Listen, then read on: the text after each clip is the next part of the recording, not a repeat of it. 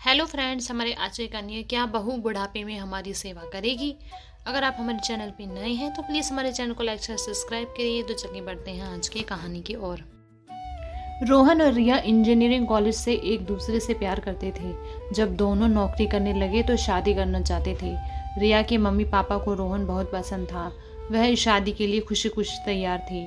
जब रोहन ने अपने घर में रिया से शादी करने के बारे में बात की तब उसकी माँ और बड़ी बहन भी शादी के लिए मान गई थी। पर जब माँ ने रोहन के बाबूजी से शादी के बारे में बताया तो वह इस शादी के लिए बिल्कुल भी तैयार नहीं थे।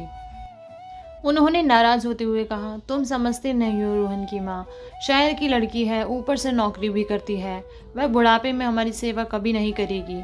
मैंने तो सोचा था अपने इकलौते बेटी की शादी यहीं गांव समाज की कोई पढ़ी लिखी लड़की से देखकर करूँगा जो ज़रूरत पड़ने पर हमारे साथ भी रहेगी।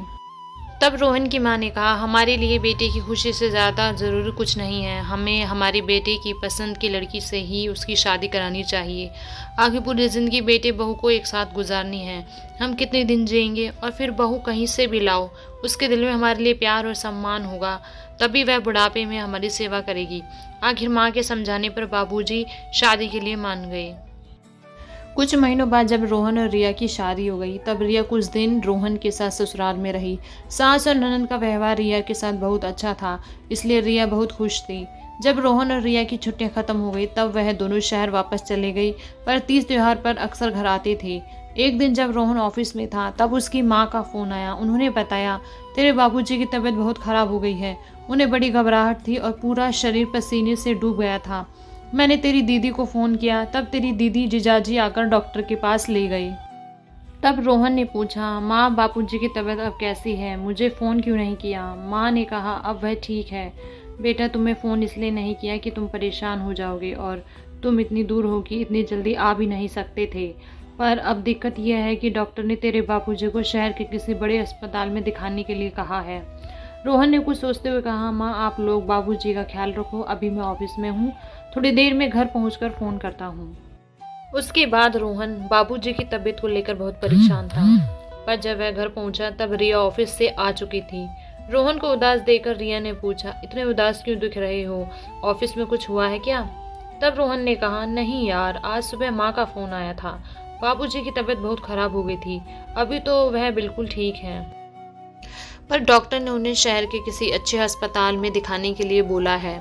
समझ में नहीं आ रहा है क्या करूं, यहाँ बुलाएंगे तो हम दोनों की नौकरी है, उनका ख्याल कैसे रख पाएंगे।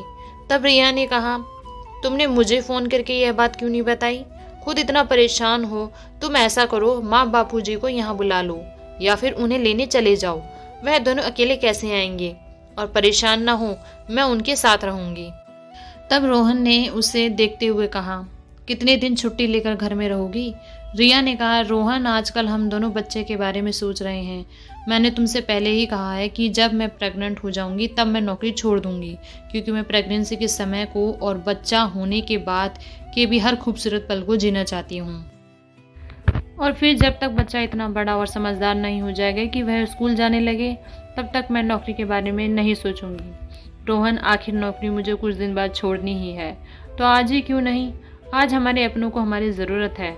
वैसे भी कहते हैं माँ बाप बुढ़ापे में छोटे बच्चे के समान हो जाते हैं, उन्हें भी उतने ही प्यार और देखभाल की ज़रूरत होती है, और फिर इस उम्र में हम उन्हें अकेला नहीं छोड़ सकते, हमारे साथ रहेंगे तो खुश रहेंगे। यह सुनकर रोहन की आंखों में आंसू भर आए। रिया को गले लगाकर बोला, रिया तुम बहुत अच्छी हो और तुम्हारा दिल भी बहुत सुंदर है, मुझे अपने प्यार पर बहुत गर्व है।